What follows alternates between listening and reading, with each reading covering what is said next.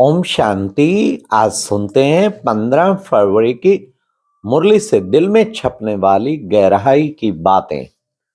आज का मुरली मंथन हम प्यारे बाबा के नेपाल से कर रहे हैं, टीकापुर सेंटर से कर रहे हैं। आज यहाँ पर बाइक रैली आई हुई है और बहुत अच्छा बड़ा प्रोग्राम रखा है। व्यसन मुक्ति पे बाइक रैली चल रही है, साथ साथ शिवरात्रि पे भी बाबा का धूमधाम से हम 15 दिन परिचय देते हैं। शिव की महिमा बहुत है नेपाल में, इसलिए सब शिवरात्रि पे सभी सेंटर 15 दिन खूब सेवा करते हैं। अच्छा, आज की मुरली में दिल में छपने वाली जो बात थी ना, बाबा ने कहा काम महाशत्रु है, बड़े ते बड़ी हिंसा है। इसलिए बच्चे, ये कटारी बाबा ने कहा, एक दो को कांटा लगाना, ये विष पीने के समान है। आज बाबा ने कहा, इसको बाबा ने कहा तुम बच्चों को, हाँ बाबा कहते हैं विष छोड़ो, साथ साथ कहते हैं बाबा काला मुंह नहीं करो। काला मुंह, दुनिया काम वासना में बड़ी खुश होती है, आनंद आ रहा है, लेकिन बाबा कैसे कहता महाशत्रु है। कितना रियलाइजेशन से बच्चों को बाबा रियलाइज कराता है, और जो सच्चाई भी है। हाँ, कहाँ गिरते गिरते गिरते सतयुग सरताज से बन गए मोहताज। काला मुंह करते करते ही तो हुआ ये हाल। तो अब बाबा कहते बच्चे विष छोड़ो, हाँ। इसलिए अमृत पियो, हाँ वे अमृत छोड़ विष काहे को खाए। तो क्या सचमुच पूछे, हमें भी ऐसा रियलाइजेशन लगता है सचमुच ये जहर है, ये गंध है। इनके संकल्पों से भी इतनी नफरत है। जिसको इतनी नफरत है वही बाबा का सच्चा और सुच्चा बच्चा है, नहीं तो झूठा बच्चा है। नफरत दिलानी है, नहीं है तो अंदर बार बार समझना है, बुद्धि को समझाना है। ऐसा सब विचार, तब आज बाबा ने कहा विचार सागर मंथन करो। विचार सागर मंथन क्यों नहीं करते? अमृत वेले करो, अच्छी तरह मेहनत करो। इस पर बाबा ने गायन भी बताया, तुलसीदास चंदन घिसे अरे तिलक देत रघुवीर।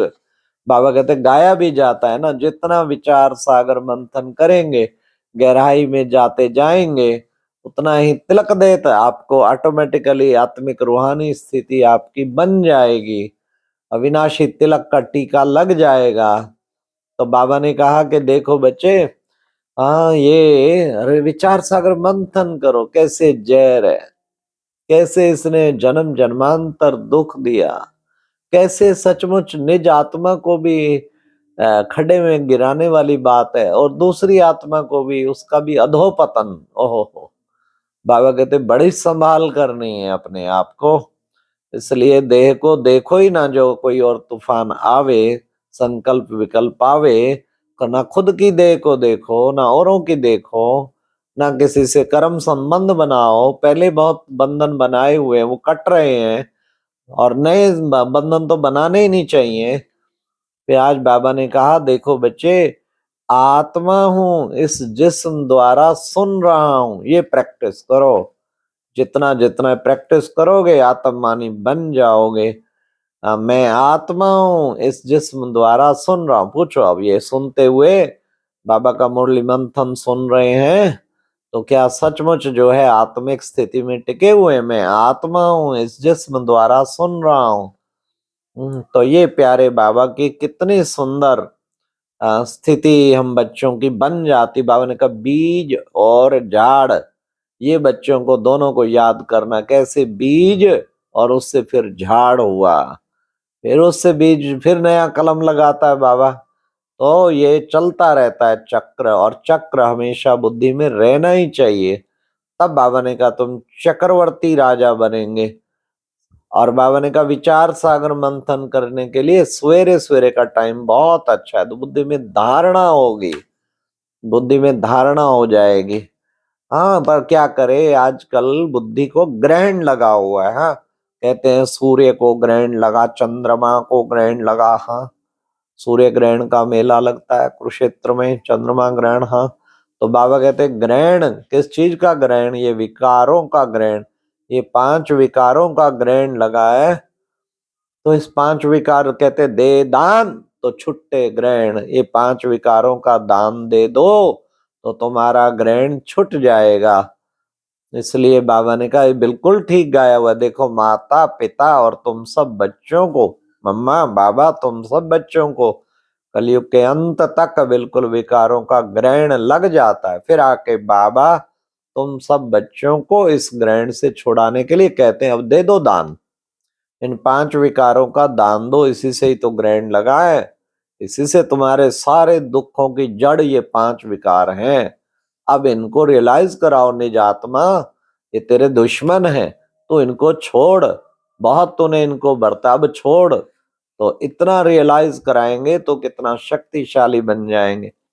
आज बाबा ने कहा शरीर निर्वाह करते, घर गृहस्थ में रहते हुए तुम बच्चों को पवित्र रहना है। हाँ, शरीर निर्वाह करते, घर गृहस्थ में रहते, सबके साथ रहते, पवित्र रहना है। हाँ, और बस ध्यान रखना जिस्म को देखना ही नहीं, जिस्मानी संबंधों को याद नहीं करना, सदा सेवा की स्थिति में रहना है, रूहानी दृष्टि बना के रखना है, तो फिर गृहस्थ व्यवहार में रहते भी पवित्र रह पाएंगे। आज बाबा ने कहा जितना दिल से बाबा को याद करेंगे बच्चे तुम्हारे विक्रम विनाश होंगे, तो तुम विक्रम विनाश हो जाएंगे और तुम्हें बच्चे खाली शिव शिव कहने की जरूरत नहीं है। वहां भक्ति मार्ग में तो माला जपते रहते हैं, शिव शिव कहते हैं, राम राम कहते हैं, लेकिन तुम्हें ना बच्चे स्थूल में ना सूक्ष्म में तुम्हें शिव शिव नहीं कहना, तुम्हारा तो अजपा बाप है, अजपा जाप है, तुम्हें तो बस मन ही मन में दिल से बाबा को याद करना है।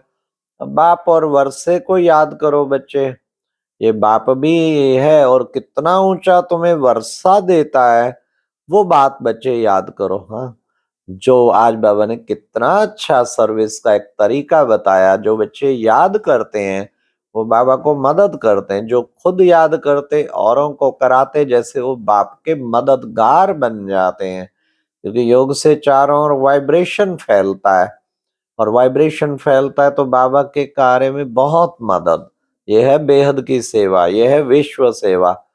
बाबा ने कहा तुम हो एडॉप्टेड बच्चे, देखो बच्चे मारवाड़ियों में बहुत एडॉप्शन चलती है, तो तुम बच्चे भी बाबा के एडॉप्टेड बच्चे हैं।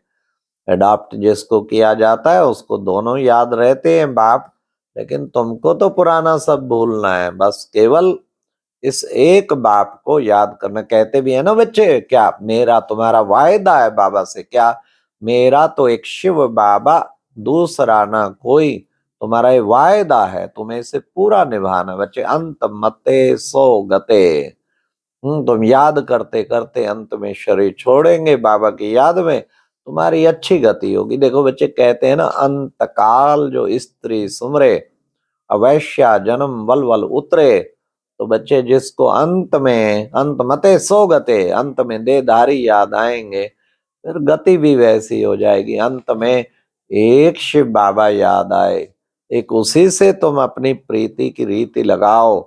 हाँ, और किसी से तुम्हारा बुद्धि योग कहीं ना जाए। हाँ, तो बाबा ने कहा शिव बाबा हमको पढ़ाते हैं, ये बच्चों को बड़ा पक्का पक्का याद करना है भूल नहीं जाना है।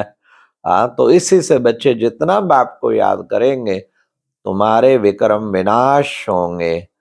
फिर बाबा ने कहा देखो बच्चे, हाँ क्या, तो तुम बच्चों को विशेष ये ध्यान रखना है, देखो तुम्हारी गतमित तुम ही जानो, कहते हैं ना, तो बाबा की गतमित बाबा ही आकर के हम बच्चों को बताते हैं। बच्चे मुझे पुकारते हैं, हे पतित पावन आओ, हे दुखहर्ता सुखहर्ता आओ, आता हूँ, संगम पर आता हूँ, सब पर। जब दुनिया पतित हो जाती है कलयुग अंत में आके उसको पावन बनाता हूँ।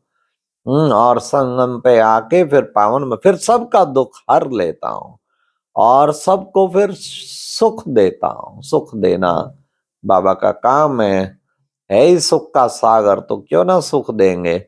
अब बाबा ने कहा तुम बच्चों को अब बेहद की घड़ी, तुम्हारी ये बेहद की घड़ी है, अब तुम सबको घर जाना है, बस धुन लग जाए, अब घर जाना है। बच्चे तुम भी बिंदी हो तो बाबा भी बिंदी है, अति सूक्ष्म है, कहते हैं हजारों सूर्यों से तेजोमय। हाँ, तो बच्चे कैसे फिर नाम रूप से न्यारा भी है, फिर कहते हैं ना तेजो में, वास्तव में अति सूक्ष्म बिंदी है, उसका कार्य बहुत तेजो में है, वो बहुत ऊंचा कार्य करता है। तो ऐसा बुद्धि में रख के तुम बच्चों को भी पुरुषार्थ करना है। फिर बाबा ने कहा आज की मुरली में वरदान था सोचना और करना, कहना करना, इन तीनों को समान बनाने वाले बाप समान संपन्न भव। जो सोचते हैं, सोचते तो बड़ी बड़ी बातें हैं, ये करना ये करना ये करना ये करना सोचते हो फिर कहते भी हो, कहते भी कहीं बहुत कुछ है। क्लासेज बड़ी अच्छी कराते, बाबा एक बार कहा बाबा तुम्हारी सब क्लासेस सुनता रहता है, कितनी अच्छी अच्छी पॉइंट सुनाते, परंतु करना प्रैक्टिकल उसमें सब नंबरवार बन जाते हैं। तो मुझे नंबर 1 बनना है, जो कहूं वो मैं करूं, सोचना कहना और करना एक समान बना दिया तो बाप समान संपन्न हो गए।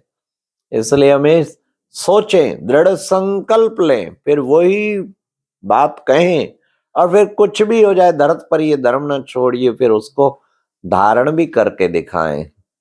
आज के मुरली में स्लोगन भी ऐसा ही था, अव्यक्त व कर्मातीत स्थिति को बनाना है तो कथनी और करनी को एक समान बनाओ। कथनी और करनी अर्थात रोज ईश्वरीय ज्ञान सुनाते हो, दे दान, ज्ञान का भी दान देना है, विकारों का तो दान देना है, ज्ञान का भी दान देना है, ज्ञान रत्नों को भी बांटना है। दे दान तो छुट्टे ग्रहण, जब दिल से कोई सेवा करता है तो उसका ग्रहण जो स्थिति पे ग्रहचारी लगी होती है ना छूट जाती है ये भी एक तरीका है ग्रहण को उतारने का। दिल से सेवा करो, बस आप देखो आपका ग्रहण उतरता है कि नहीं उतरता है।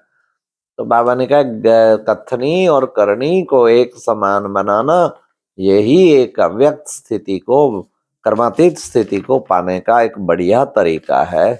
अव्यक्त व कर्मातीत स्थिति का अनुभवी बनने के लिए कथनी और करनी को एक समान बना। अच्छा, ओम शांति, ये थी दिल में छपने वाली गहराई की बातें, मुरली की गहराई की बातें। ओम शांति, ओम शांति।